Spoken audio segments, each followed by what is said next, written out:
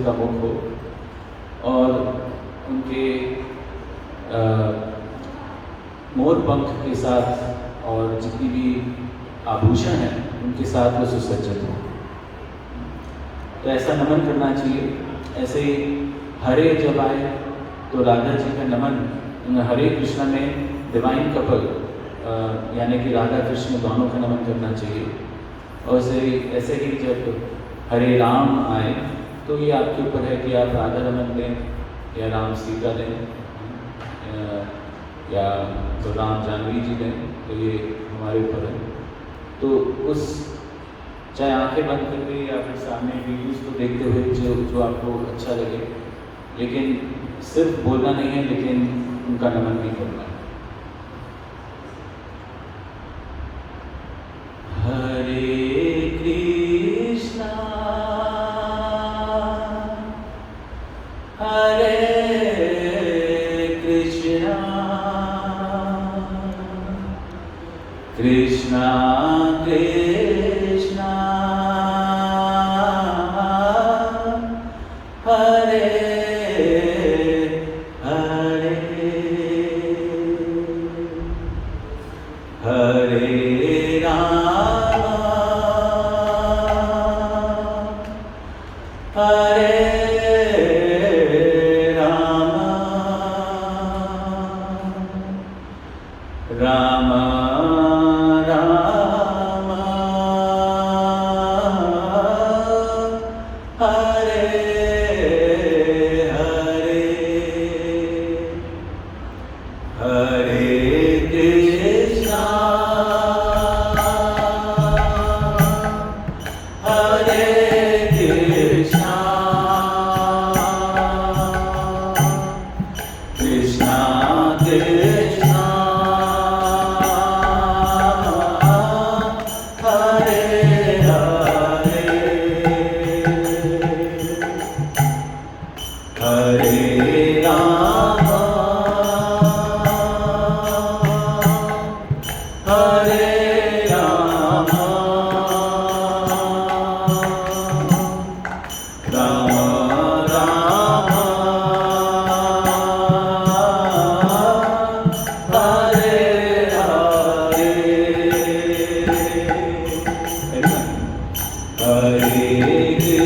Krishna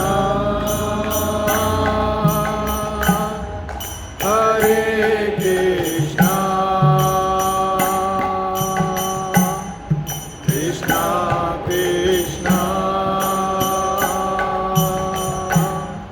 Hare Hare Hare Ram Hare Ram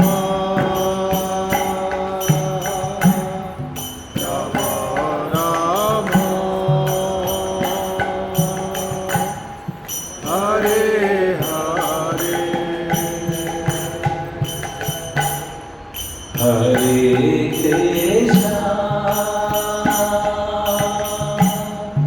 Hare Krishna Krishna Krishna Hare Hare Hare Ram Hare Ram Ram Ram Hare Hare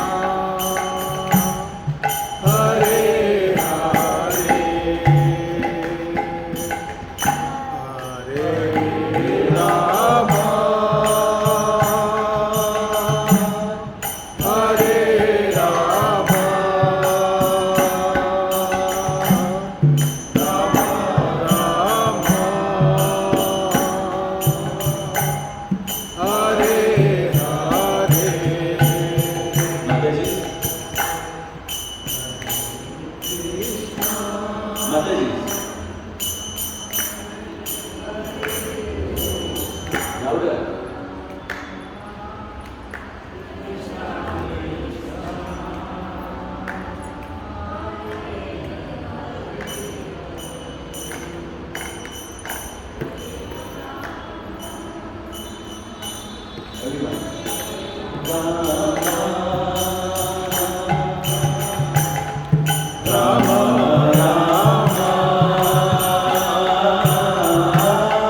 Hare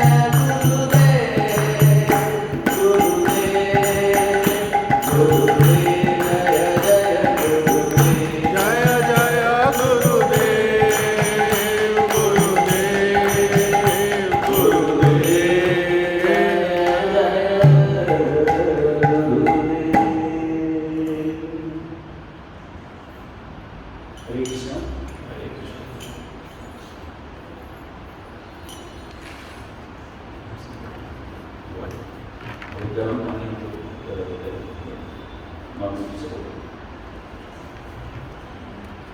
So first of all, thank you everyone for coming. आप सबका स्वागत है। ऑस्ट्रेलिया में रहते रहते थोड़ी अंग्रेजी की आदत हो गई है, पहले हिंदी में ही प्रवचन हुआ करता था, बट इज इट ओके मैं इंग्लिश में करूँ, Hindi English mix, is that okay? क्योंकि कई बार वो शुद्ध शब्द बोलने के बार उच्चारण करने में समस्या आ सकती है। तो आज हम भगवद गीता का सेकंड चैप्टर श्लोक 60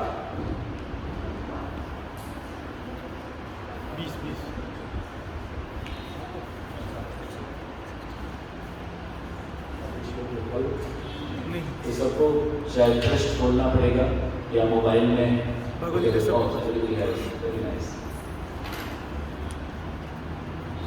यततो हि अपि कौन्तेय पुरुषा यततो हि अपि कौन्तेय यततो ह्यपि कौन्तेय पुरुषस्य विपश्चितः इन्द्रियाणि प्रमाथिनी हरन्ति प्रसभं मनः यततो हि अपि कौन्तेय पुरुषस्य विपश्चितः इन्द्रियाणि प्रमाथिनी हरन्ति प्रसभं मनः यततो ह्यपि कौन्तेय पुरुषस्य विपश्चितः इन्द्रियाणि प्रमाथीनि हरन्ति प्रसभं मनः।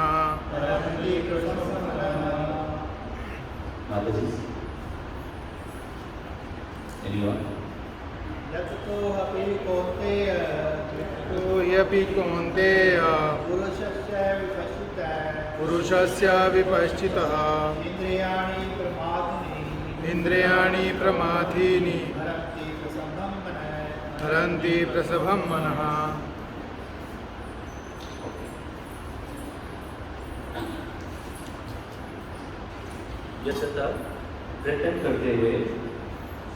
प्रयत्न करते हुए ही निश्चय ही अपि के बावजूद कौन्तेय हे कुंती पुत्र पुरुषस्य मनुष्य की विपश्चित विवेक से युक्त इंद्रियाणि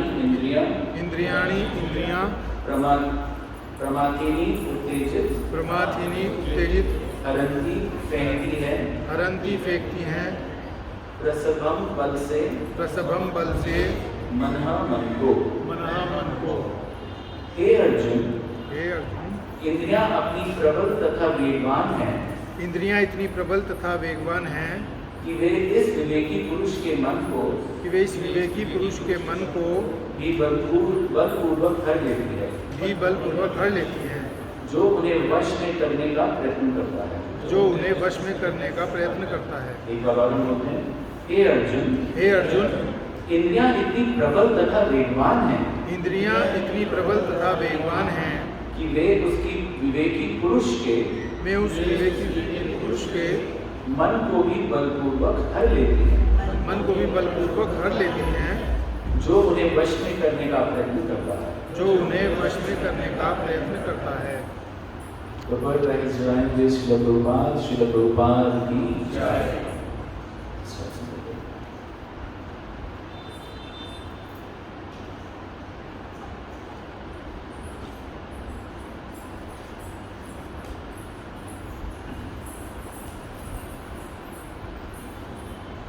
तात्पर्य, अनेक विद्वान ऋषि दार्शनिक तथा आध्यात्मवादी इंद्रियों को वश में करने का प्रयत्न करते हैं, किंतु उनमें से बड़ा भी कभी कभी विचलित मन के कारण इंद्रिय भोग का लक्ष्य बन जाता है। यहाँ तक कि विश्वामित्र जैसे महर्षि तथा पूर्ण योगी को भी मेनका के साथ विषय भोग में प्रवृत्त होना पड़ा। यद्यपि वे इंद्रिय निग्रह के लिए कठिन तपस्या तथा योग कर रहे थे। विश्व इतिहास में इसी तरह के अनेक दृष्टांत हैं। अतः पूर्णतः कृष्ण भावना भवित हुए बिना मन तथा इंद्रियों को वश में कर सकना अत्यंत कठिन है। मन को कृष्ण में लगाए बिना मनुष्य ऐसे भौतिक कार्यों को बंद कर नहीं सकता। परम साधु तथा भक्त यमुनाचार्य ने एक व्यवहारिक उदाहरण प्रस्तुत किया। वे कहते हैं, जब से मेरा मन भगवान कृष्ण में चरण बिंदुओं की सेवा में लग गया है और जब से मैं नित्य सेवा नव दिवस का अनुभव करता हूँ, तब से इसकी प्रसंग का विचार आते ही मेरे मन उधर से फिर जाता है और मैं ऐसे विचार पर थू करता हूँ। कृष्ण भावांतरित इसी दिव्य सुंदर वस्तु है कि इसके प्रभाव से भौतिक भोग स्वतः नीरस हो जाता है। यह वैसे ही है जैसे कोई भूखा मनुष्य प्रचुर मात्रा में पुष्टिदायक भोजन करके अपनी भूख मिटा ले। महाराज अमरीश जी परम योगी दुर्वासा मुनि पर इसलिए विजय पा सके क्योंकि उनका मन निरंतर कृष्ण भावामृत में लगा रहता था। श्री प्रभुपाद की जय।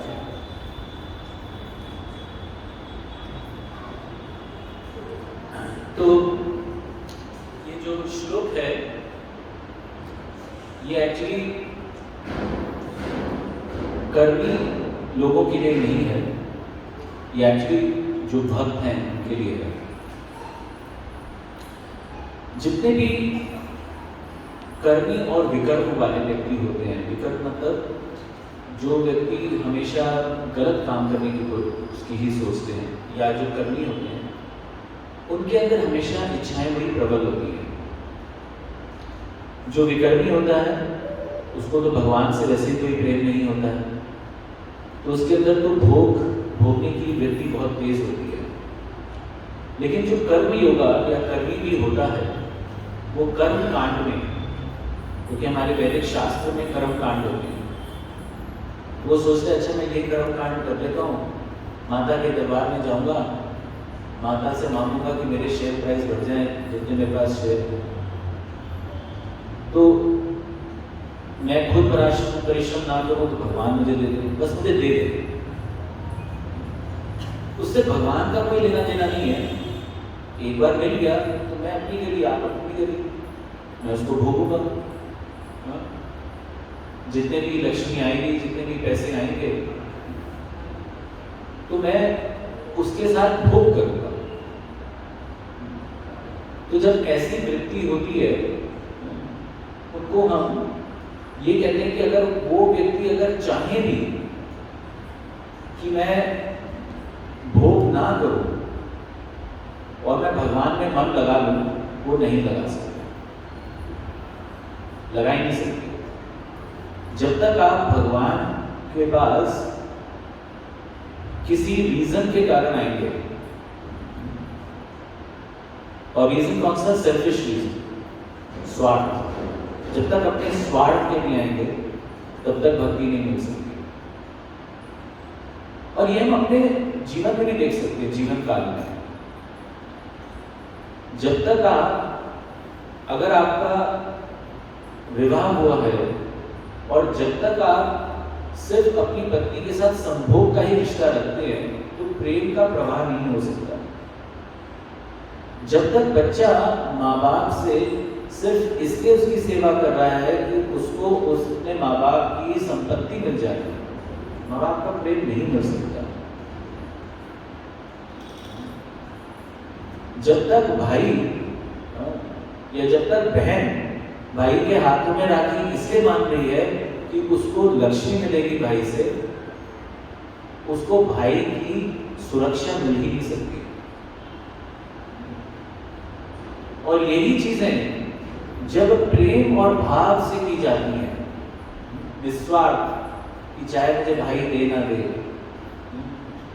चाहे मेरा बच्चा मुझे लात मार दे, लेकिन मैं अपने बच्चे का सिर्फ सही सोचूंगा, तो स्वतः ही उस बच्चे में चाहे कितना भी वो गिरा होगा, उसके अंदर सेल्फ रियलाइजेशन, आत्म साक्षरता आ ही जाएगी।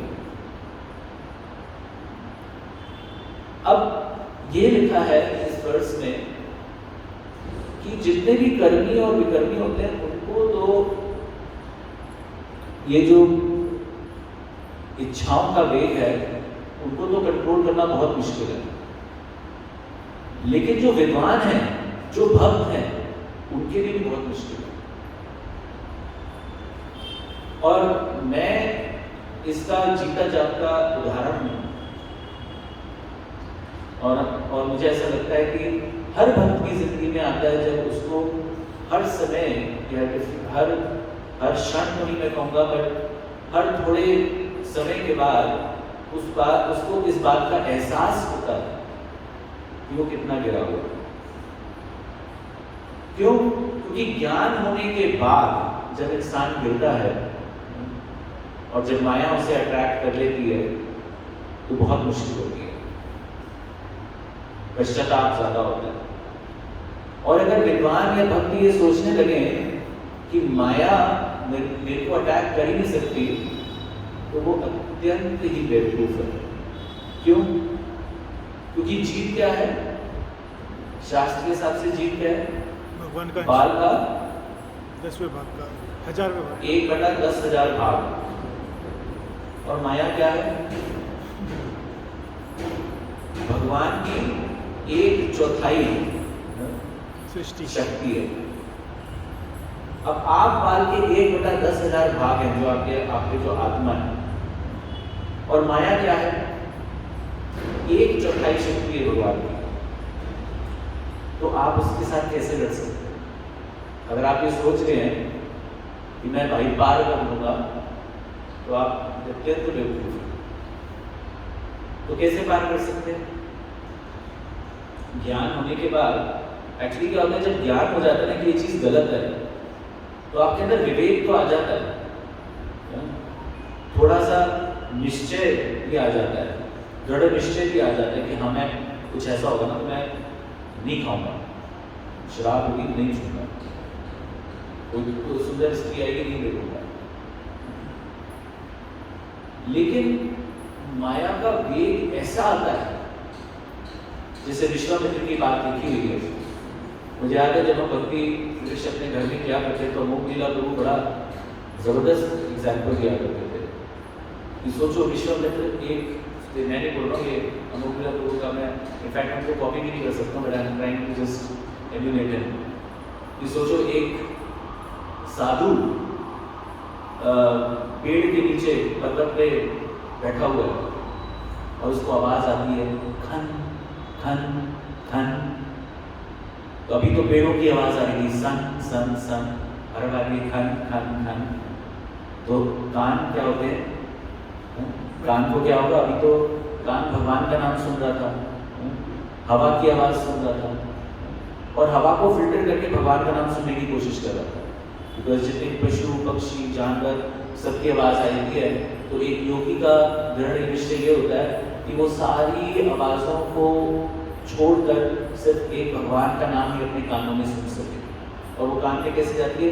हृदय से ऊपर जाते हुए कान में जाती है जब आप मानसी सेवा करते हैं। लेकिन अब ये बाहर की आवाज खनखन आने लगी, तो विश्वामित्र को थोड़ा सा अट्रैक्शन हुआ, और तब मैंने कहा बोली कि स्वामी मैं तो आपकी दासी हूं, कृपया मेरी अपनी दृष्टि सिर्फ मेरे पे देख लो, सिर्फ दृष्टि। एक्चुअली माया का जो वेग है ना,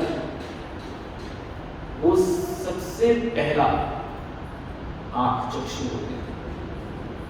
आपने कोई चीज देखी, आपने देखा बहुत बढ़िया वाटरमेलन कटा हुआ लाल एकदम, साची इतना मीठा है कि आप लेके ही आप लोगे, ले लो। दशहरी आम एकदम रेडिश पिंच अल्फोंसो आम, आपकी जेब में से मतलब पैसे हैं कि मतलब 100 रुपए ही है कि मतलब आप 4 आम ही ले सकते हो, घर में वापस जाना भी, लेकिन इतना मीठा है, चक्षु से देख लिया, ले लो। And if you see material world, what happens? इतने एडवर्टाइजमेंट्स आते हैं, बॉलीवुड की मूवी आती है, ट्रेलर्स आते हैं, किसके आते हैं? स्पेसिफिक सीन दिखाए जाते हैं, कॉमेडी सीन्स दिखाए जाते हैं जिससे आप हंस सके। क्यों? क्योंकि आप मूवी देखने आए। अगर आपने देखा ही नहीं, अगर आपने उन चीजों को देखा ही नहीं, अगर आपने चक्षु, इसलिए जो योगी होता है वो क्यों वन में जाता है? मेरे को देखना ही नहीं है यार, अगर मैं देखूंगा ही नहीं तो मैं इनसे अटैच कैसे होऊंगा?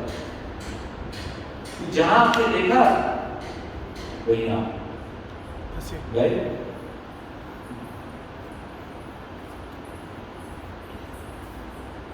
अब आप लोग सब विवाहित हैं तो मैं ये बात कह सकता हूँ, मैं अकेला ये सोचता था, थोड़ा सा लाइटर मूड में। हम सब जानते हैं कि विवाहित जीवन कितना संघर्षपूर्ण जीवन है, ये सब आप मानते हैं। हमारे माता पिता का भी जीवन संघर्षपूर्ण ही बीता होगा, ऐसा नहीं कि उनका कोई मतलब वो कहीं बाहर से गंधर्व लोग से आए हैं कि उनका जीवन बहुत ही जबरदस्त बीता होगा। मैं केवल सोचता था कि मेरी माँ ने मेरे को ऐसा क्यों नहीं बोला, बेटा तू मत कर, बड़ा संघर्षपूर्ण जीवन है।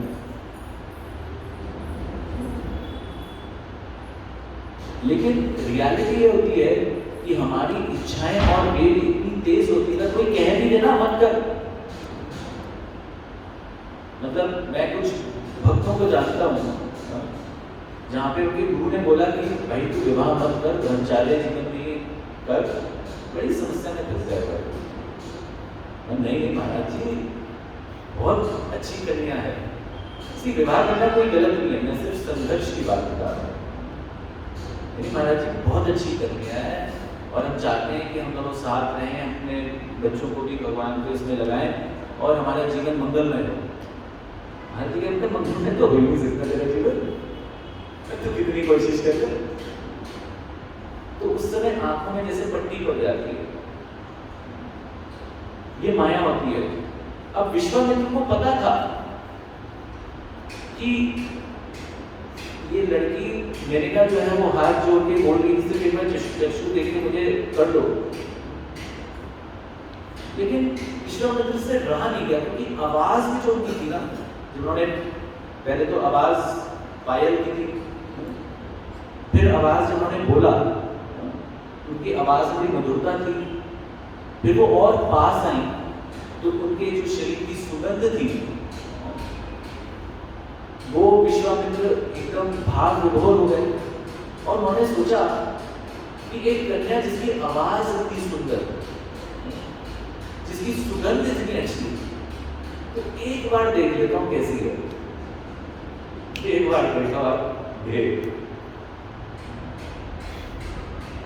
और विश्वामित्र, और यहाँ पे विश्वामित्र की बात कर रहे हैं जो कि योगी है। आप जैसे मैं लोग नहीं थे, यहाँ पे मैं बैठा हूँ, आप बैठे हैं, एक योगी है जिसने सब कुछ किया क्योंकि ये समझ के कि ये सब मिथ्या है, वो समझ ले चुके हैं। फिर फंसे, फिर मेनका के साथ उन्होंने जीवन बिताया, उनके पुत्र और पुत्री भी हुए और फिर उनको लगा कि नहीं बहुत कुछ हो गया, अब मैं वापस जा रहा हूँ अपने वन में तपस्या कर। तो वो दोबारा चला, तो दोबारा तपस्या करने गए तो कामदेव को तो बड़ी परेशानी हो जाती है कि भाई ज्यादा तपस्या कर ले, कहीं उसको इंद्रदेव की गद्दी मिल गई तो ये गई। उन्होंने कामदेव को बोला तो कामदेव ने भेजा ब्रह्मा, दूसरी अप्सरा। अब दूसरी जो अप्सरा थी, कहा जाता है कि उन्होंने फूल ऐसे लगाए हुए थे जो कि अत्यंत सुगंधित थे, इतने सुगंधित थे कि जो भंवरे हैं वो उनके आसपास मंडराने लगे। और कहा जाता है कि जिस तरीके से उन्होंने एंट्री मारी, उनकी सिर्फ सांस जब वो ले रही थी, सिर्फ सांस लेते हुए जब वो ले रही थी, तो जो वो पूरा एनवायरनमेंट था वो एकदम बहुत ही कामुक एनवायरनमेंट आ गया था। तो अभी विश्वामित्र को पता था कि इस माया का सेकंड अटैक है, पहले अटैक में ढेर हो चुका हूँ, वो एकदम जैसे कि उनको ऐसा फील होता है होने वाला है, आंखें खोलते हैं और विभूति उठाते हैं, यहीं पे भस्म होता है और बड़ा क्रोध आता है। लेकिन योगी को क्या होना चाहिए? स्थिर प्रज्ञ। उसको कुछ भी माया हो ना माया हो, वो हमेशा स्थिर प्रज्ञ होना चाहिए।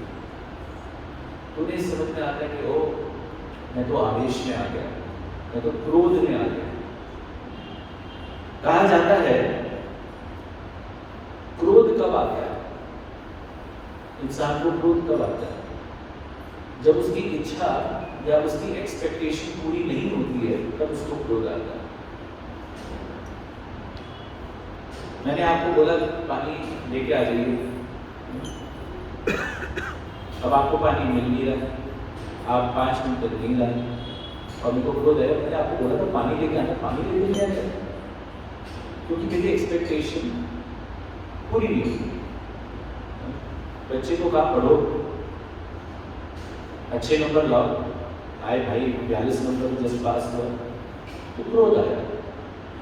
आपने ये नहीं सोचा कि बच्चे की क्षमता क्या थी, बच्चे की सोच क्या थी। आप एक क्रोध आया क्यों? क्योंकि वैसा नहीं हुआ जैसे आप चाहते थे।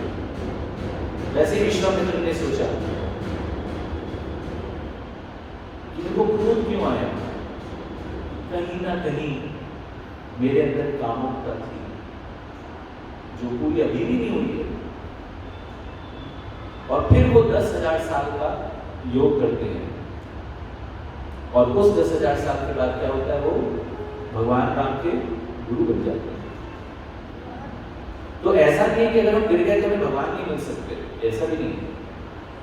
लेकिन विद्वान भी जो है वो भी इन चक्रों में फंस जाते हैं। मैं आपको कुछ एग्जाम्पल्स देता हूं। एक बार मेरे गुरु महाराज ने मेरे को बोला कि तुम जाओ, और हम लोग वृंदावन विजिट कर रहे थे। उस समय वहाँ पे सोजनेस राधानाथ महाराज भी आए हुए थे। आई डोंट नो आप लोग कितना जानते हैं। बड़े ही अगर उनकी एक बुक है the journey home, you all must read it. Amazing mind boggling book है। मतलब आपके चक्षु खुल जाएंगे, इस बात की गारंटी दे सकता हूँ। एक विदेशी व्यक्ति भारत आते हैं वो, और भारत में वो ध्यान योग, हिमालय में रहते हैं, बहुत सारे उनके एक्सपीरियंसेस हैं और फाइनली वो भक्ति होता है। तो मैं उनको पर्सनली सर्व कर रहा था और एक यंग कॉलेज पास आउट बच्चा सबके सामने, कोई मतलब ये तो कुछ भी नहीं होता, वो पूरा हॉल पैक्ड था। महाराज से पूछता है, महाराज जी आप कहते हैं कि हम अपनी इच्छाओं को कंट्रोल करें। मैं एक कॉलेज स्टूडेंट हूँ और कॉलेज पास करने वाला हूँ, और मुझे स्त्रियाँ बहुत अट्रैक्ट करती हैं, और मुझे नहीं लगता है कि मैं किसी तरीके से मैं जस्टिफाई कर सकता हूँ कि मुझे अट्रैक्ट नहीं होना चाहिए। मैं जस्टिफाई भी नहीं कर सकता। तो आप जो बोल रहे हो कि हमें अपनी इच्छाओं को कंट्रोल करना चाहिए, मैं क्यों करूं? जब कोई चीज़ बहुत अच्छी सामने है तो क्यों ना करूं? आपको भगवान अच्छे लगते हैं, आप भगवान ले रहे हैं, मेरे को इसलिए अच्छी लगती है, इसलिए ले रहा हूँ। लॉजिक बढ़िया, एग्री? तो महाराज जैसे अगर आप उनसे मिलेंगे, उनकी स्माइल मतलब वो जैसे हंसते हैं, मतलब ऐसा लगता है कि आध्यात्मिक जीवन से आए हैं। तो महाराज ने जवाब ये दिया कि जिंदगी में एक चीज याद रखिए, all that glitters is not gold. तो महाराज ने बोला कि कोई भी चीज भौतिक जगत में कैसे पहचानी जाती है कि वो अच्छी है या खराब है? कोई आंसर देना चाहिए? अगर आपको भौतिक जगत में पता करना है कोई चीज अच्छी है या खराब है, तो वो कैसे पता लगेगा? एंड रिजल्ट से। हाँ? एंड रिजल्ट क्या क्या है? वो चीज़ को यूज़ करके क्या रिजल्ट मिल रहा है, क्या मिल रहा है? ठीक है। और दूसरों के एक्सपीरियंस से जिन्होंने उसको यूज़ और किया। दूसरों के एक्सपीरियंस, ठीक है, दैट्स अ गुड पॉइंट। हाँ जी। हाँ।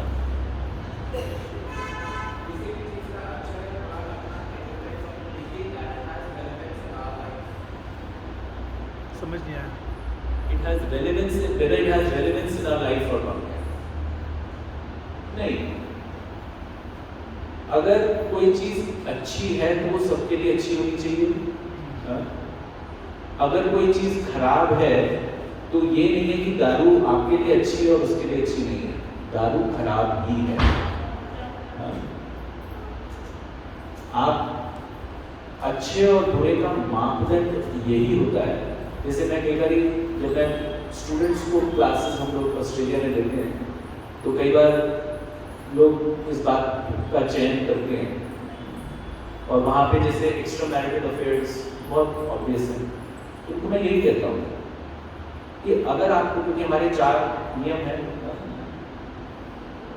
हिंदी में दारू नहीं पीना, क्या कहते हैं, और सेवन नहीं करना है, मादक द्रव्य सेवन। हाँ, एनीवे, तो रिलेशनशिप इलिसिट क्या बोलते हैं हिंदी में, तो मुझे नहीं आता, अवैध स्त्री अवैध संबंध नहीं रखना, और वहाँ पे अवैध संबंध बहुत होते हैं। मतलब इसका टेस्ट क्या है कि अवैध संबंध राइट है कि नहीं है। क्या आप अपने माता और पिता को ये बोल सकते हैं कि हाँ मैं शादी होते हुए अवैध संबंध रखता हूँ?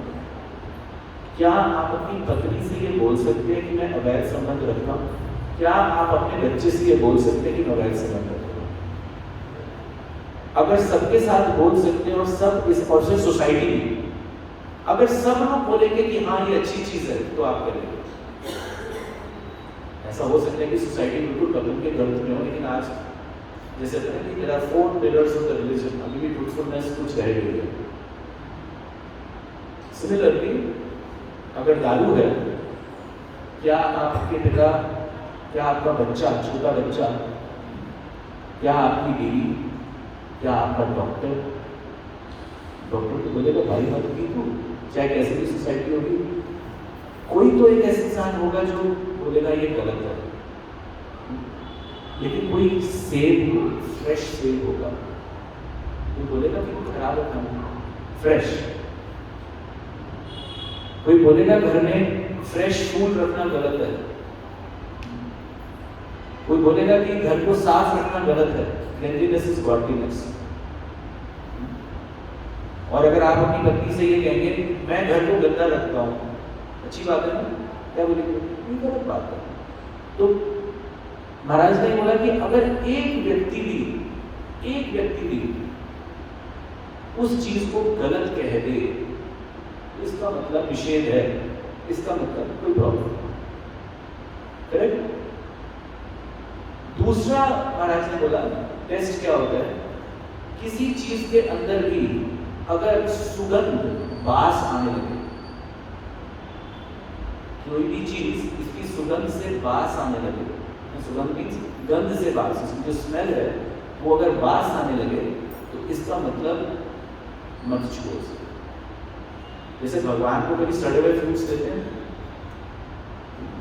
कभी आप सड़े हुए वेजिटेबल्स खाते हैं? नहीं खाते। It should be fresh. तो महाराज ने सड़की की तरफ देख के कहा कि जब तुम भोग करोगे, भोग करने के बाद जो वीर्य निकलेगा उसकी स्मेल क्या होगी? सुगंधित होगी या गंध होगी? तो क्या ये आपको ग्लिटर कर रहा है कि हाँ ये बहुत अच्छा चीज है, बट आप ये चीज भगवान के सामने नहीं कर सकते, किसी से, क्योंकि ये भौतिक है। तो महाराज ने बोला कि अगर आप इस चीज को समझ सकते हो करने से पहले तो बहुत अच्छी बात है, नहीं समझ सकते आप जाइए और फिर देखिए आप कैसे फंसते हो।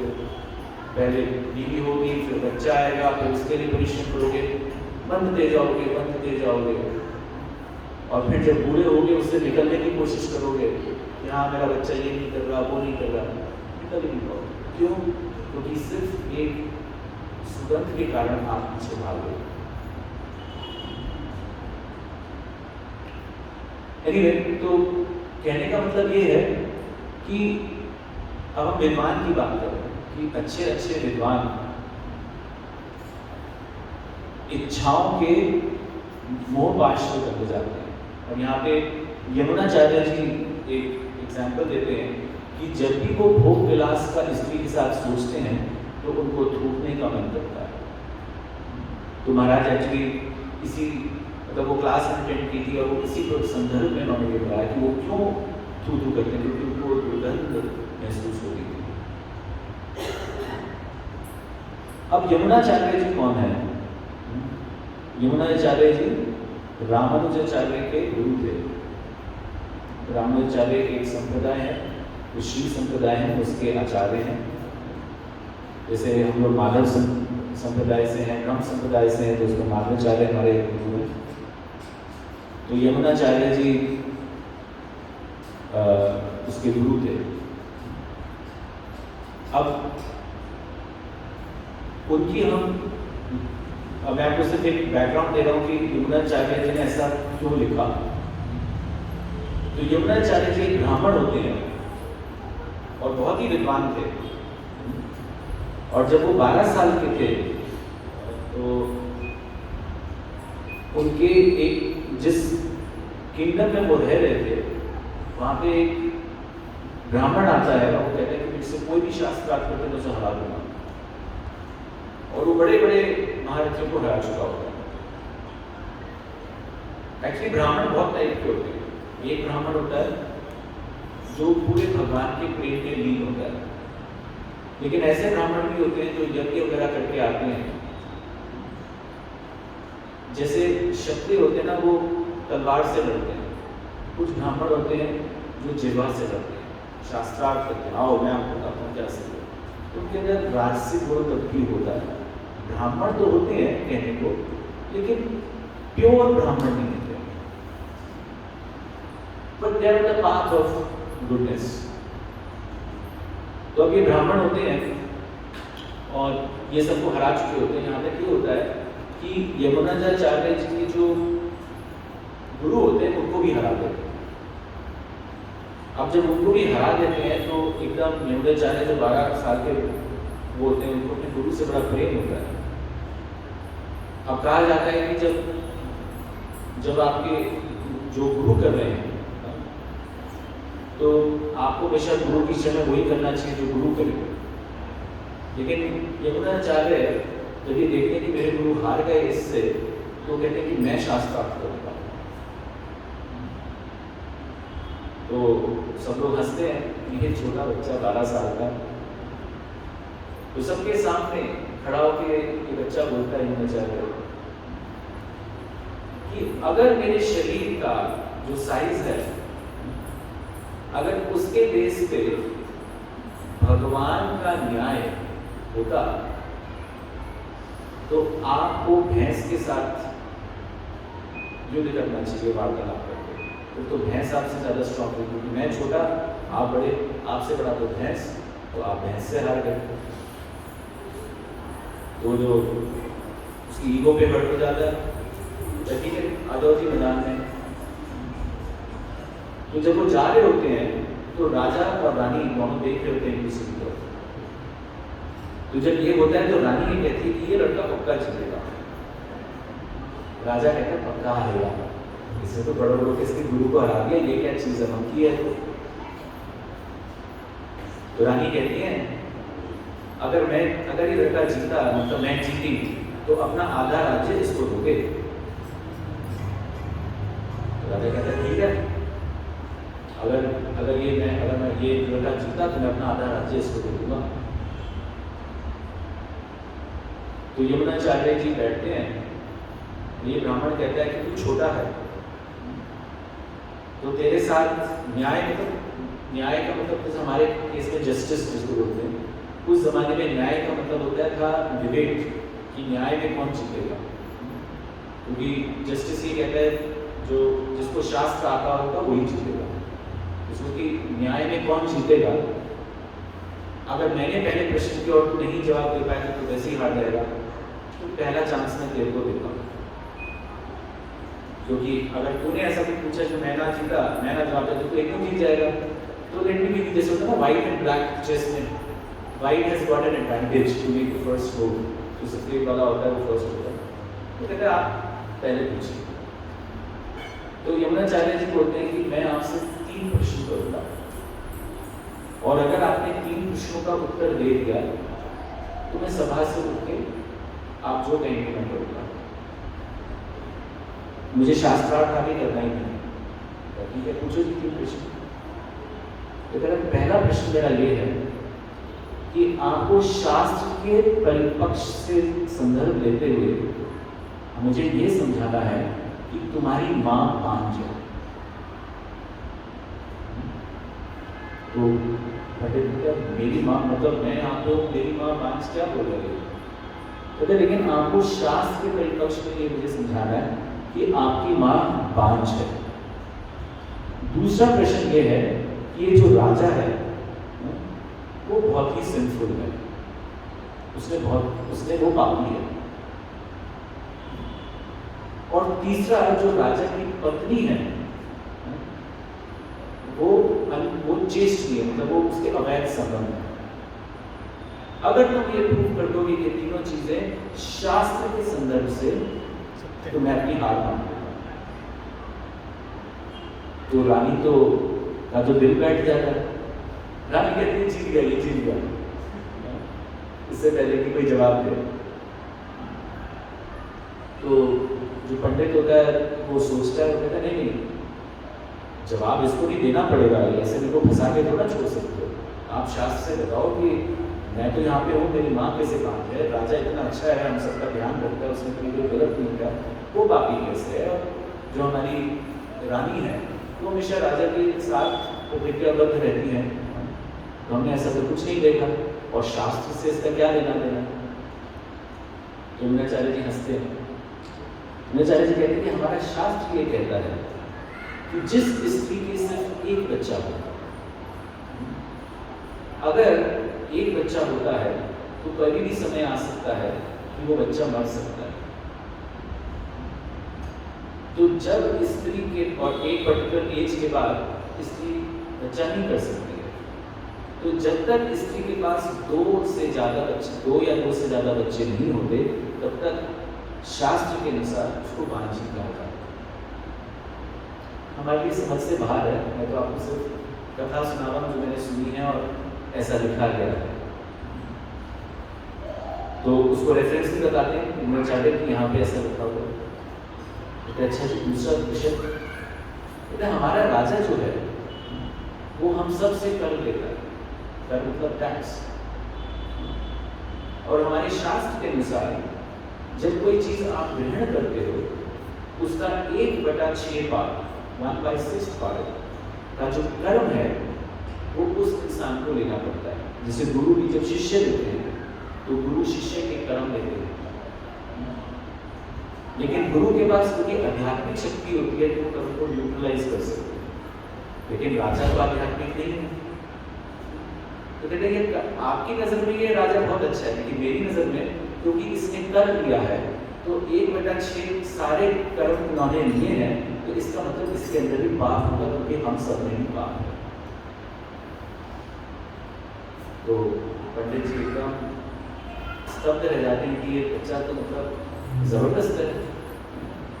फिर तीसरी बात आती है कि रानी कैसे अवैधिक है। तो बड़ा अच्छा बताते हैं कि स्त्री शादी करने से पहले उसके शरीर में 3 डेमी गॉड्स होते हैं, चंद्रमा, गंधर्व और आग। एक्चुअली जो आग होती है उसको आकर्षित करती है आदमी को। तो जब स्त्री पति के बंधन से बनती है तो चंद्रमा, गंधर्व की स्त्री शादी से पहले बहुत ही कामुक होती है। वो कहाँ से आता है? गंधर्व जो होता है उसके अंदर कामुकता आती है, आग जो होती है उसके अंदर ताकता का जन्म करती है उसको, और जो चंद्रमा होता है वो उसके अंदर सबमिसिवनेस लाता है। तो ये स्त्री के अंदर ये चीजें कहाँ से आती है? क्योंकि ये जो 3 डेमिगॉड्स होते हैं वो हर स्त्री के हृदय में, शरीर में होती है। लेकिन जब उसकी शादी होती है तो क्या होता है, चंद्रमा गंधर्व को हैंड ओवर कर देता है, गंधर्व आग को हैंड ओवर कर देता है, और अग्नि को साक्षी मान के लड़का उस आग से लड़की को ले लेता है। तो वो कहता है कि पवित्रता मतलब क्या होता है, जैसे राम थे, सीता एक ही पत्नी, और आग वाग उनकी जो गंधर्व और सीता मैया की बात करते हैं तो कहा जाता है कि जैसे राधा जी और सीता जी इन सब के बारे में कहा जाता है कि डेमीगॉड्स जो थे ऊपर थे, क्योंकि उनकी जो शरीर था वो पहले ही राम या कृष्ण में बसा हुआ था। तो बोले कि इसलिए अवैध है, हमारी रानी जो है इसलिए अवैध है क्योंकि शादी से पहले 3 डेमीगॉड थे। तो वो शस्त्र रख देता है, मतलब पंडित जी हार जाते हैं, तो रानी बड़ी खुश हो जाती है और कहती अला बंधु, अला बंधु, अला बंधु मीन्स हमारा जो बच्चा है वो विक्टोरियस हो गया, और आधा राज्य उसको दे देते हैं 12 साल के बच्चे को, और उसको समझाया जाता है अब तेरे को ही राज्य दे। अब सोचो एक छोटे बच्चे के हाथ में हीरा दे दिया तो क्या होगा, तो पागल हो जाएगा। बोला ठीक है मैं राजा, भागने गया। फिर अभी हम विद्वान की बात कर रहे हैं कि कैसे माया आपको अट्रैक्ट करती है। यमुनाचार्य जो विष्णु संप्रदाय के थे, और हम भागवतम से भी कुछ स्टोरीज लेंगे और हम बात करेंगे कि इस वेग को कैसे रोकना है, इसी की बात करेंगे। तो यमुनाचार्य जी राज्य तो वो बन जाते हैं और उनकी पटरानियाँ होती हैं, खूब सारी रानियाँ होती हैं, भोग विलास में अपना राज्य भी अच्छी तरीके से कर रहे होते हैं। तो थोड़े टाइम बाद जो उनका गुरु जो हार चुका होता है, उनको पहले बड़ा गर्व होता है कि मेरे 12 साल के शिष्य ने उसको हरा दिया, लेकिन बाद में बड़ा दुख होता है। ये गुरु की भी स्पेशलिटी होती है, गुरु कभी भी शिष्य का हाथ नहीं छोड़ता, चाहे कितना भी गिर जाए। इसलिए हमेशा हमें गुरु के पांव पकड़ लेने चाहिए, अगर नहीं पकड़े तो पकड़ लो। तो फिर क्या होता है कि गुरु कहते हैं कि यार बहुत साल हो गए, इसने भोग विलास कर दिया, भगवान की भक्ति में इसको वापस लाना है, ये मेरा बड़ा अच्छा शिष्य था, अब इसको वापस लाओ। तो अपने एक शिष्य को भेजता है, उसको बोलता है कि उनको बोलते हैं कि आपको बस 1 साल का समय है, सेवा दी जाती है, यमुनाचार्य जी को वापस लेके आना आश्रम। अब वो भक्त बड़ा परेशान कि ना तो किंगडम में जा सकता हूँ, कुछ बात भी करूँगा तो सैनिक अंदर आने देंगे, क्या करूँ। तो ट्रिक होती है प्रसाद, इस्कॉन का लोग प्रसाद, गोपाल जी का बुलेट। तो यमुनाचार्य जी को कहा जाता है कि पालक बड़ा पसंद था, स्पिनच, और वो जो वन का जो स्पेशल पालक जहाँ पे वो अपने आचार्य अपने गुरु को खिलाते थे और वो खिलाते थे, वो उनको खास पसंद था। जैसे अगर आप यहाँ का टमाटर लें और अगर आप एक वन में जाके टमाटर खाओ तो उस टमाटर का रस होगा और जो आपको यहाँ पे मिलता है उसमें फर्क होगा। तो ऐसे जो वन का जो पालक था वो तो बड़ा अच्छा लगता था।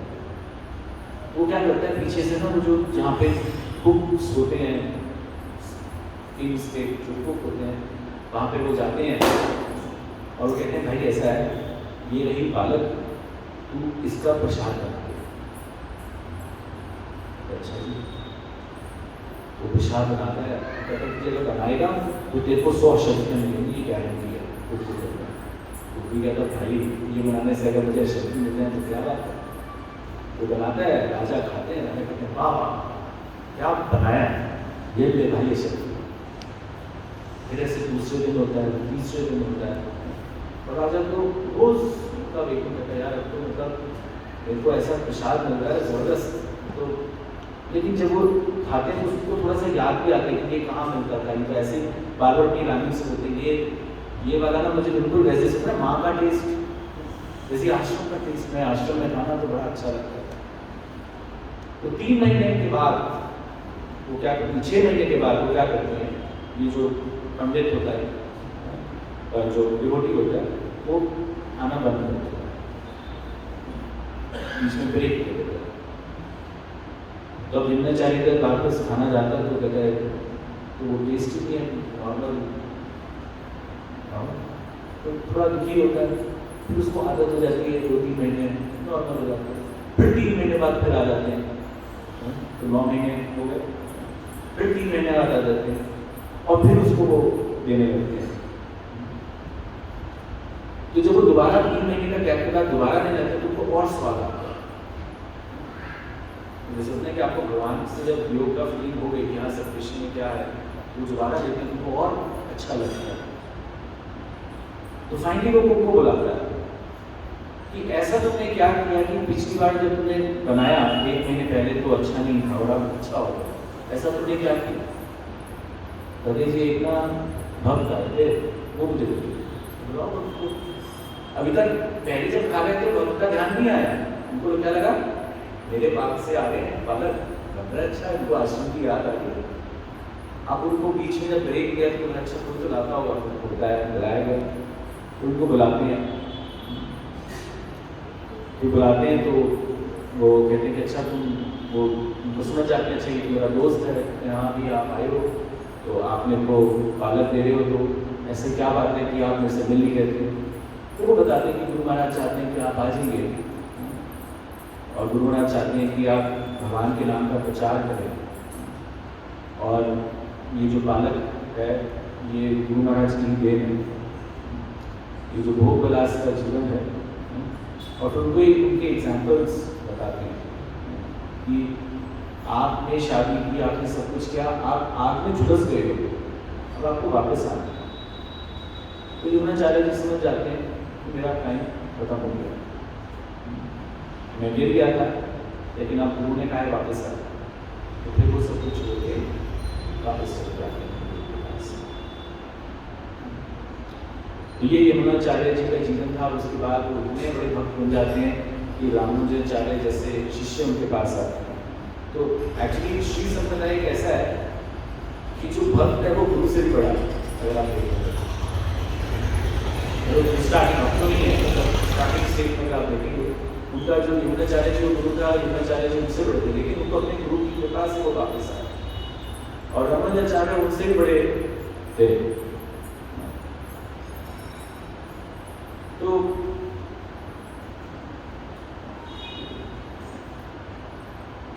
अब हम बात करते हैं कि ये तो हमें समझ में आ गया कि बहुत मुश्किल है, ये भी हमें समझ में आ गया कि इच्छाएं कैसे आती हैं। सबसे पहले दृष्टि से आती हैं, फिर कान से आती हैं, फिर सुगंध से आती हैं, फिर त्वचा से आती हैं। अब विद्वान जो होगा, जो सबको ज्ञान होगा, उसको ये ज्ञान तो होगा, लेकिन वो कभी भी अपने आप को इस चीजों से दूर नहीं कर पाएगा। जब अटैक होएगा तो वो गिर सकता है। तो अब बात आती है कि इस अटैक से बचना कैसे।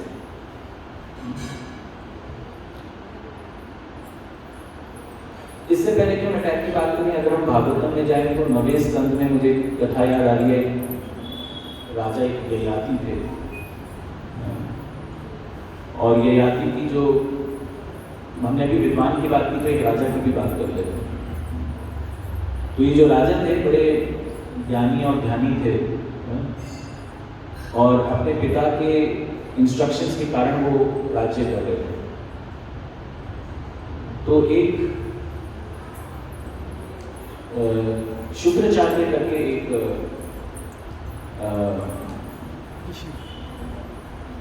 साधु थे, शुक्राचार्य से मैं नाम सुना हूँ।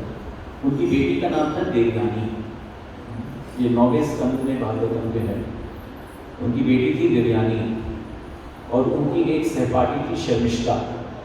बंगाल में अपने नाम सुना होगा शर्मिष्ठा, वो नाम कहाँ से यहीं से आया। तो होता क्या है कि एक बार वो कुंड में नहा रहे होते हैं, सारी जो देवयानी और होती हैं, और जब वो नहा रही होती है तो उसी समय गंधर्व पास कर रहे होते हैं। तो शर्मिष्ठा क्या करती हैं, जल्दी जल्दी में देवयानी के कपड़े से अपने आप को ढक देती है, और देवयानी अपने कपड़े ढूंढ नहीं पाती हैं। तो देवयानी अपने कपड़े ढूंढ नहीं पाती है, उसी समय ये राजा ययाति वहां से पास कर रहे होते हैं। तो उनकी नजर देवयानी पे पड़ जाती है। इतना सब ज्ञान होने के बाद उनको वो आश्चर्यचकित रह जाते हैं देवयानी को देखकर और उनको उनसे स्नेह हो जाता है। लेकिन देवयानी बहुत गुस्से में होती है उस समय, क्योंकि उनको शर्मिष्ठा में गुस्सा आता है कि उसने मेरे कपड़े लिए क्यों, और उनको वो कर्ज कर देती है कि मुझे एग्जैक्टली कर्ज तो याद नहीं, पर उनको कर्ज करती है। खैर नहीं, ये जाती उनको देखते हैं, ये आके अपनी जो उनके अपने कपड़े होते हैं उनको देवयानी को ढक देते हैं, जिससे कि स्त्री का मान रहे। और देवयानी को ये बहुत अच्छा लगता है जब उनका हाथ मांगते हैं, और जब वो ऐसा करते हैं तो अपने पिता से बोलती है शुक्राचार्य से कि मेरे साथ ऐसा हुआ, शर्मिष्ठा ने इतना खराब किया और ऐसे राजन ने किया। राजन शुक्राचार्य से देवयानी का हाथ मांगने आते हैं, तो देवयानी सारी कथा बताती है कि शर्मिष्ठा ने क्या किया, और शुक्राचार्य काफी क्रोध में आ जाते हैं। तो वो ये कहते हैं कि अगर तुम्हें इससे शादी करनी है तो एक शर्त है, शर्त ये है कि देवयानी के साथ शर्मिष्ठा उसकी दासी बन के जाएगी। अभी तो दोस्त थी, उसके दासी के साथ बन के जाएगी, क्योंकि तुम राजा हो, तुम एनफोर्स कर सकते हो। और दूसरा, अगर तुमने गलती से भी शर्मिष्ठा को अपने बिस्तर पे रखा, तो जो तुम्हारी बॉडी यूथ जवानी है, उसको तुम्हें किसी के साथ तुम्हें बुढ़ापा मिल जाएगा, तुम एकदम बूढ़े हो जाओगे, और तुम जवान तभी हो सकते हो जब कोई तुम्हारे लिए रेडी करे एक्सचेंज करने के लिए, कि बुढ़ापा और यूथ एक्सचेंज करो। तो उस समय ययाति जी कहता है सब मंजूर, मुझे तो देवयानी से बस शादी करनी। तो देवयानी से शादी हो जाती है, उनके 2 बच्चे हो जाते हैं, सुखी परिवार, शर्मिष्ठा दासी, उसके अंदर क्रोध। तो एक दिन जब देवयानी जी का उससे होती है, तो उस समय कहा जाता है कि जो पुरुष होता है वो सबसे ज्यादा वल्नरेबल होता है। तो शर्मिष्ठा उनके पास आती है और कहती कि मुझे एक लड़का चाहिए, और राजा अपनी प्रजा को ना नहीं कर सकता, और चाहिए तो मुझे आपसे ही बच्चा चाहिए। अब ययाति ये बात जानता था कि मुझे शुक्राचार्य का कर्ज मिला होगा, अगर ऐसा हुआ तो मेरे साथ ऐसा हो सकता है, और अगर उसको ये भी पता था कि करना अवैध है, गलत है, लेकिन माया ताबड़तोड़ है। तो वो शर्मिष्ठा की बातों में आ जाता है, और शर्मिष्ठा से सिखाती है जो भी होता है भगवान अच्छे के लिए करता है ना, यही आपको बोलते हैं जो भी होता है, तो बृहस्पति की भगवान की प्लानिंग होगी। हो सकता है आपको ऐसा बच्चा मिले जो आपके राज्य को और बड़ा बना दे, तो आप मुझे एक बच्चा दो। तो राजा फॉल डाउन हो जाता है, और 2 बच्चे उनके पैदा होते हैं। जैसे ही पैदा होते हैं राजा हो जाता है बुरा।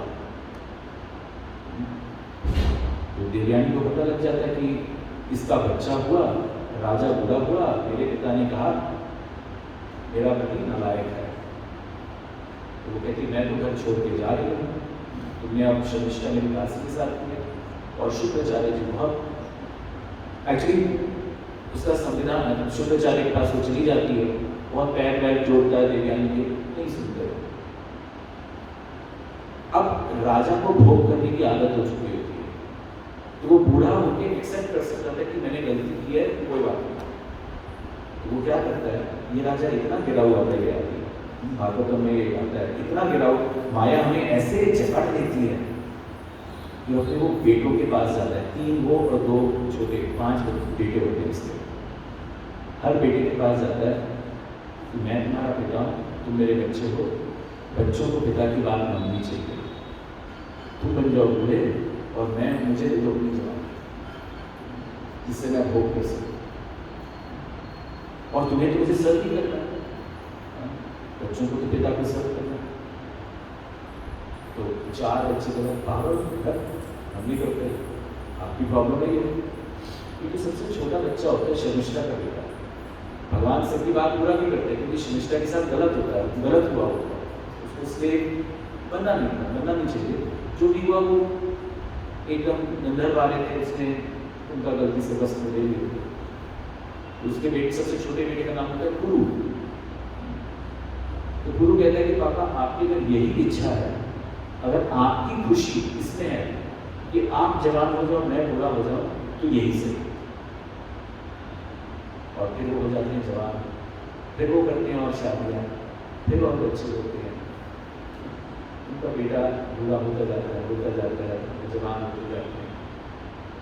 लास्ट में ये आके अपने बेटे को देख के उसको दुख होने लगता है, और उसे इतना दुख होता है और उसे अपने आप में गलानी होती है कि मैं कर क्या रहा हूँ, इतना गिर चुका हूँ कि अपने स्वार्थ के लिए अपने बच्चे को बलिदान कर। तो तभी वो अपने बेटे से माफी मांगता है और बोलता है कि ये ले अपनी जवानी और दे दे मुझे अपना बुढ़ापा, और भेज दे मुझे धाम में, मैं अपना प्रायश्चित करूंगा। तो ये सब मैं आपको एग्जाम्पल इसलिए बता रहा हूं कि माया कितनी जबरदस्त है। अगर आप ये सोचते हैं भाई वो तो गिरा हुआ, वो तो पीछे में बैठा है ना, वो तो बड़ा गिरा हुआ, ये तो इतना गिरा हुआ है, मैं देखो। अब बात आता है कि हमें, अगर हम भक्त हैं तो हमें कैसे बचना चाहिए। लास्ट बात, तो दो विकल्प हैं। देखिए जब हम किसी चीज को देखते हैं, इट्स लाइक अ हैंड, जैसे फिंगर है, अगर एक फिंगर भी ऐसे जाएगी तो रिएक्ट क्या करेगा, पाम रिएक्ट करेगा। तो ऐसे ही होता है कि जब एक हमारी ज्ञानेंद्रियां जैसे चक्षु, आंखें किसी चीज को अगर देख लेंगे तो सीधा मन पे होता नहीं, अब तो एक्ट करेगा। ऐसे ही होता है ना, जैसे ही आप कोई चीज देखते हो तो जो ज्ञानेंद्रियां होती हैं वो मन के अंदर इंजेक्शन मारती है और मन जो होता है वो चेंज हो जाता है। तो इसका एक सलूशन है कि हम वो चीजें देखें ही ना, या हम वो चीज सुने ही ना, अगर हम सोचते हैं कि हम वीक हैं। और वो कैसे हो सकता है? वो सब हो सकता है साधु संग से, गुरु की शरण में अगर आप हो। और जब भी आपको ऐसा लगे तो अपने साधु भाई या गुरु को एकदम बताइए, क्योंकि आप अगर बताएंगे नहीं तो आपकी कोई मदद कर नहीं सकता। जब इंसान चोरी करने वाला होता है ना, उसको पता होता है कि अब मैं चोरी करूंगा, बस मौका देखना, पुलिस या कोई देख रहा हो, बस उसी समय अपने आसपास जो, अगर आप भक्त होते हैं उनको अगर सिर्फ बता दें, संकोच ना करें कि वो क्या सोचेगा, अरे मेरे को सिगरेट पीनी पड़ी, बता दो, गुरु को भी बता दो गलती हो गई या गलती होने जा रही है। अगर गलती हो गई तो भी गुरु को बता दो, क्या होगा? माँ बाप को पता चलता है बच्चे ने गलत किया है तो क्या हो जाता है, माँ बाप दो तीन खींच के थप्पड़ मारते हैं, फिर बाद में प्यार करते हैं, है कि नहीं? गुरु गुस्सा हो सकते हैं, आपको डांट सकते हैं, लेकिन गुरु का ये रिस्पॉन्सिबिलिटी है कि वो आपको एक अच्छा भक्त बनाए। लेकिन अगर आप बताओगे ही नहीं तो क्या होगा? वो मल्टीप्लाई होगा। एक और सॉल्यूशन, और ये सॉल्यूशन एक्चुअली 10 दिन पहले मैं हिज होलीनेस राधा गोविंद महाराज के पास था, वो सर्व कर रहा था, ये उन्होंने मुझे बताया। कथा कर रहे थे राधा रमन महाराज और बात हो रही थी वेंकट भट्ट की। तो बीच कथा में राधा गोविंद महाराज ने रोका और हम सिर्फ 3 थे, मैं था, राधा रमन महाराज थे और राधा गोविंद महाराज थे। तो राधा गोविंद महाराज ने बोला कि अगर हमें इच्छाओं से दूर होना है तो हमें अपने आप को स्टार्व करना चाहिए।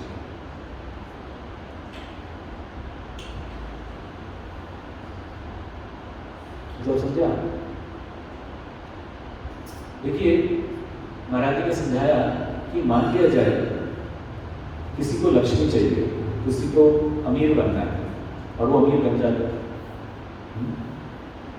अब भगवान ने देखा कि ये अमीर बन गया है तो ये तो मेरे को भूल गया।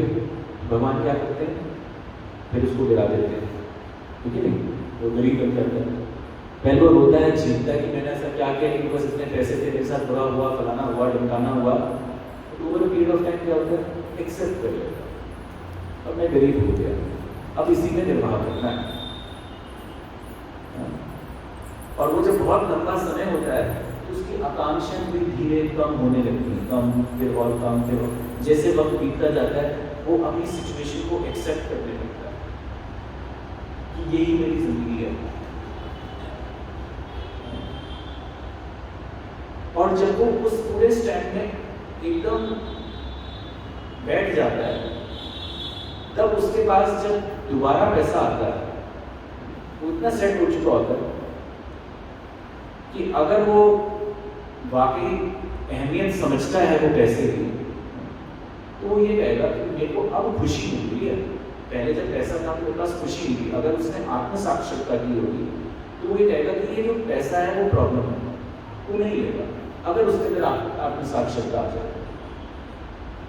क्योंकि जब इंसान भूख से एकदम विचलित होता है तो वो सोचता है मेरे ऐसा क्यों हुआ, ऐसा क्या हुआ, और फिर वो हर चीज सिचुएशन में पॉजिटिविटी देखने लगता है। शायद मेरे लिए यही सही था, शायद यही सही है, अब मैं देखो पीरियड्स का कितना टाइम निकाल रहा हूँ, या अब मैं इतना भगवान की भक्ति कर पा रहा हूँ, पहले कहाँ नहीं कर रहा। और फिर जब उसे अपॉर्चुनिटी मिलती है, तो मैं ऐसे भक्तों को जानता हूँ, ऐसी बात मैंने ऐसे भक्तों को देखा भी है, क्योंकि बस अपॉर्चुनिटी आती है कि जॉब इतनी अच्छी कर लें, लेकिन कहते नहीं कि जिस सिचुएशन में है ना अभी भक्ति अच्छी होती है, आगे पता नहीं कैसे आगे क्या होगा।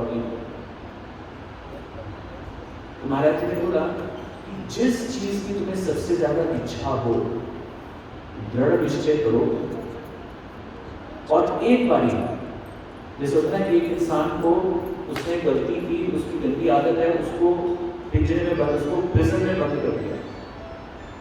अब वो कितनी भी कोशिश कर ले कि मुझे चोरी करनी है, ये करना है, वो करना, बंद है कमरे में। अब वो क्यों से कमरे में बंद किया जाता है, पुलिस उसको क्यों जेल में रखती है? उसके माइंड को ट्रेन करने के लिए कि तूने जो किया वो गलत है। तो जब आप अपने माइंड को ट्रेन कैसे करोगे? आपने सोच लिया कि मैं आज से शराब नहीं पीऊंगा, शराब घर में आएगी नहीं, बीवी ने बोल दिया कि शराब घर में आई, तोड़ के बाहर फेंक दूंगी। पहले दिल मिलाया, चिल्लाया, सब कुछ किया, लेकिन over a period of time उसके मन में आ गया कि शराब मुझे नहीं मिलेगी। चॉइस है कि आप मैं शराब लूँ या बीवी लूँ या बच्चा लूँ, ठीक है, आप बीवी इतना चिकचिकबाजी करके छोड़ दो। और 10 साल बाद अगर उसको दोस्त कहने के शराब तू अब ले, उसको उसकी दुर्गंध आएगी, क्योंकि उसको अच्छे खाने की इतनी आदत हो चुकी है, उसको समझ में आ गया कि शराब से कितनी प्रॉब्लम घर में होती थी। वह नहीं जी मैं थैंक यू, मैं खुश हूँ। तो महाराज जी ने बोला कि अगर आपको आध्यात्मिक जीवन में आगे बढ़ना है तो आपको ऑस्टेरिटी करना सीखना चाहिए। जिस चीज की सबसे ज्यादा तीव्र इच्छा हो उसको सबसे पहले दूर फेंक दो, और 1 साल 2 साल जब तुम नहीं करोगे ना, तब तुम्हारे दिमाग में ये आएगा मैं इसके बिना रह सकता हूँ। अभी हम सोचते हैं हम पैसे के बिना नहीं रह सकते, हम ये सोचते हैं कि हम गाड़ी के बिना नहीं जा सकते, लेकिन जब हम उसको 2 साल 1 साल करने लगते हैं तो सोचते हैं हाँ scooter is fine, walking is also fine, क्या बोलना चाहिए, चलने में पैर भी हर्ष खुश रहते हैं, बॉडी भी अच्छी रहती है। महाराज जी ने समझाया कि वातानुकूल की अहमियत कब समझ में आती है? अगर आप सारे टाइम वातानुकूल में रहोगे तो over a period of time आप कहोगे ठीक है, लेकिन जब आप गर्मी में जाओगे और फिर वातानुकूल में आओगे तब आप उसकी अहमियत समझेंगे। लेकिन अगर आप रहोगे ही सारे टाइम गर्मी में, आपने वातानुकूल देखना ही नहीं होता क्या है, तो आप कहोगे यही बढ़िया भाई, बढ़िया बाहर की जो हवा चल रही है यही मस्त है, रात की कम से कम गोवर्धन की परिक्रमा तो करने को मिल जाती है, तो रात को बिस्तर में सो जाता।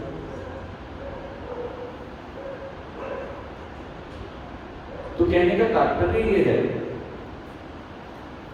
महाराज जी ने बोला कि हर इंसान को पता है कि उसके अंदर क्या कुरीतियां हैं। ऐसा कोई इंसान हो या हो ही नहीं सकता, मतलब वो वाकई अंधा बिल्कुल मोड ऑफ इग्नोरेंस नहीं होगा जिसको यही नहीं पता कि वो क्या गलतियां कर रहा है। हमको पता होता है कि हम क्या गलती कर रहे हैं, लेकिन हम जस्टिफाई करते हैं कि हम सही हैं, ये सिचुएशन में भी हम सही हैं। महाराज जी बोले अगर आपको ये समझ में आ जाए ना जिस बारी कि आपने गलती किया है, बस उसके रूट को पकड़ लो। रूट क्या मतलब? जड़ को पकड़ लो। क्या जड़ है? अट्रैक्शन है, अहंकार है, क्या है? उसको फेंक, उसकी जड़ को। अहंकार क्यों है? क्योंकि मैं बड़ी कंपनी में अफसर हूँ, छोड़ दो भाई, छोटी कंपनी में चले जाओ। अहंकार क्यों है? क्योंकि मैं अच्छा गाता हूँ, मैं सिर्फ कीर्तन सुनूंगा, मैं गाना नहीं गाऊंगा। क्यों? क्योंकि मेरे को अपनी आवाज़ सुनने में इतना अच्छा लगने लगा है, इतनी मधुरता लगने लगी है, देखने की सब लोग इतने अच्छे से गा रहे हैं कि भगवान के नाम का रस ही खत्म हो जाता है। लेकिन जब मैं सुनूंगा वहां बैठ के और कोई गा रहा है, तो तब मैं अपने गाने में, क्योंकि तब मेरी आवाज़ मुझे सुनी रहा, क्योंकि सब में मिल रही, तब मुझे नाम का आभास होगा। एक और चीज जो हमारे बोली कि इस पूरे महामंत्र में राम और कृष्ण का मतलब क्या है। जब हमने कीर्तन स्टार्ट किया तो मैंने आपको ये बोला था कि कोशिश करें कि हम कृष्ण का नमन कर सकें, इमेजिन कर सकें। तो महाराज ने बोला कि एक्चुअली देखा जाए, हम में से किसी को नहीं पता कि कृष्ण कौन है, कृष्ण कैसे दिखते हैं। विश्वास भी नहीं होता कई बार कृष्ण है कि भी नहीं है।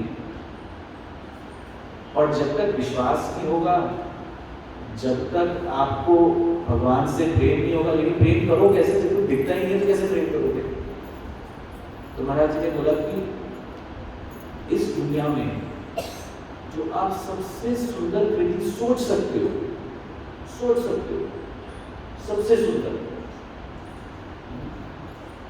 और ऐसी कृति जो आपके छवि में वो हमेशा अंकित रहे, एज इफ इट्स इटर्नल। और एडिशन ये कर दो जो हमने शास्त्र में पढ़ा है कि एक मोर पंख भी होगा, एक ज्वेलरी आभूषण भी होंगे, एक अच्छी सी स्माइल होगी, तो सबसे खूबसूरत बच्चा है वही कृष्ण है। क्योंकि भगवान कैसा भी रूप ले सकते हैं। अगर भगवान आधा शेर बन सकते हैं, नरसिम्हा बन सकते हैं, एक बौने बन सकते हैं, एक बोर बन सकते हैं, तो भगवान एक सुंदर बच्चा भी हो सकते हैं जैसा तुम सोच रहे हो। भगवान कैसे भी आ सकते हैं। वो जो भगवान की सबसे सुंदर कृति है ना, जो तुम सोच सकते हो, उसको हृदय में बसा दो और उसको ही कृष्ण सोचो, तो वो जो परमात्मा है वो उसी फॉर्म में कृष्णा में प्रस्फुटित हो जाएंगे। उससे प्रीति लगा लो और फिर हरे कृष्णा में, तो फिर जो तुमने सबसे सुंदर सोचा था ना, जिससे आकर्षण हुआ था, तो वो कृष्ण का आकर्षण मिल जाएगा। जैसे कृष्ण ने गैयाओं को, राधा को, सबको अट्रैक्ट किया, ऐसे ही वो तुम्हारा हृदय चुरा गया। राम, अगर आप राम को भगवान राम मानते हैं, राम सीता, तो राम का मतलब क्या है महाराज बोला, जो हमेशा सबको प्लेजर देता है।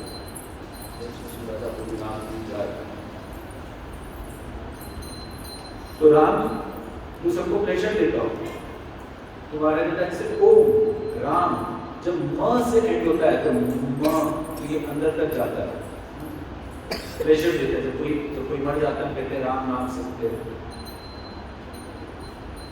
महाराज ने बोला कि बस भगवान को आप समझ सकते हो सिर्फ कथाओं से, फिलॉसफी से नहीं समझ सकते आप भगवान को। अगर आपने कथा समझ ली तो आप सोचोगे हाँ भगवान कितने ऊंचे हैं, तो राम की कथा में डूबो। और जब आपको ये समझ में आए कि वही राम जिसने हनुमान का हृदय के बसे हुए और राम को हक किया, जब भी पाई थी, वैसे ही वो राम मेरे हृदय में मेरे को आलिंगन कर रही है। बस वो चित्र अपने मन में रखो तो वो ही भगवान तुम्हारे अंदर है, और तब हरे कृष्ण महामंत्र करो तो जो तुम्हारी क्वालिटी ऑफ चैंटिंग है वो इतनी आगे हो जाएगी कि फिर अगर तुम आंखों से किसी चीज को देखोगे भी, अब तुम्हारा प्रेम और प्रगाढ़ इतना हो गया, अपना बेटा चाहे दूल्हा लंगड़ा हो, अपना बेटा चाहे दूल्हा लंगड़ा हो, जब आपको किसी से प्यार हो जाता है ना तो बाकी सब चीजें क्या होती हैं, बेकार। जब अपने हृदय में बैठे हुए उस सुंदर मूर्त ऑफ कृष्णा, या फिर जो प्लेजर देने वाले राम, या फिर डिवाइन कपल राधा कृष्णा अगर आपके हृदय में आ गए तो फिर आपको जो बाहिरम जो दिखेगा वो सिर्फ एडवर्टाइजमेंट ट्रेलर की तरह स्टार्ट होगा और खत्म हो जाएगा। आज स्टॉप किया, भगवान जी भी सो गए हैं, आप सबको भी सोना होगा। तो अगर कोई प्रश्न है क्योंकि 5 मिनट 10 मिनट ले लेते हैं, स्टॉप करते हैं, या कोई टिप्पणी प्रभु आप कोई भी टिप्पणी देना चाहें, आशीर्वाद प्रभु, अगर कोई गलती हो तो क्षमा याचना चाहूँगा, और आपका